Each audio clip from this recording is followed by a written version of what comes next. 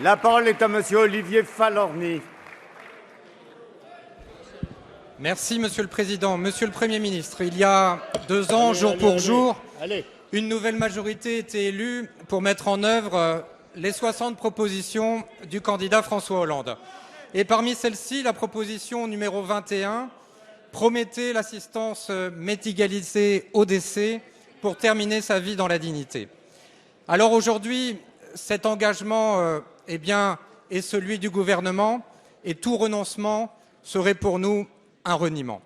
Alors je sais qu'un certain nombre prétendent encore que la législation actuelle suffit. Or, le procès Bonne Maison qui se déroule en ce moment démontre au contraire que la loi de 2005 est insuffisante. Tout comme il est insupportable de voir remettre le sort du malheureux Vincent Lambert à la décision dans quelques jours du Conseil d'État, faute de cadre légal suffisamment clair et précis. Et puis, je sais aussi que certains auraient la tentation de prolonger encore la concertation. Cette concertation, elle dure maintenant depuis plus de 2 ans.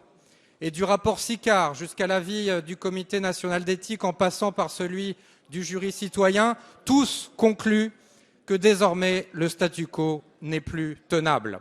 Alors, Monsieur le Premier ministre, je sais votre engagement, comme celui de votre ministre de la Santé, en faveur du combat pour la dignité de la fin de vie. Aujourd'hui, près de 9 Français sur 10, dans tous les sondages d'opinion, se déclarent favorables à une nouvelle loi. Alors, Monsieur le Premier ministre, pouvez-vous nous dire aujourd'hui que vous êtes prêt à donner ce droit à nos compatriotes, ce droit pour leur ultime liberté? Je vous remercie. Merci. La parole est à madame Marisol Touraine, ministre des Affaires sociales et de la Santé. Merci, Monsieur le Président, Mesdames et Messieurs les députés, Monsieur le député Olivier Falorni.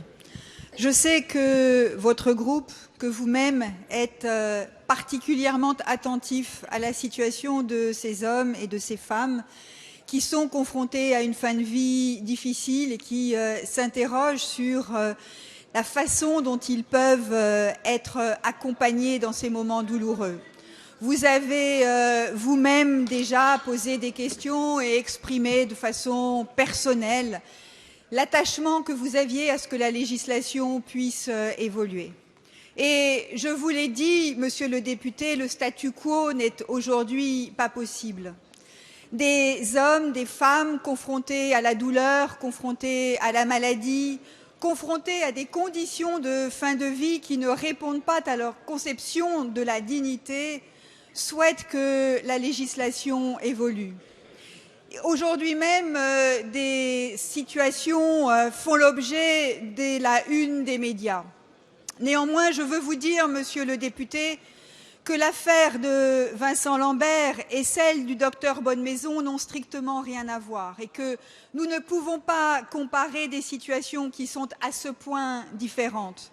Des rapports ont été commandés, une réflexion citoyenne en particulier a été réalisée. Le rapport du professeur Sicard a proposé des pistes d'évolution. Nous sommes dans l'attente des dernières conclusions du rapport que doit remettre le Comité consultatif national d'éthique.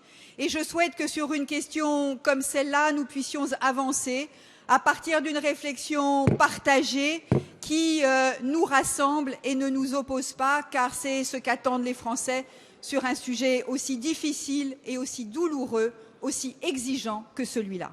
Merci, madame.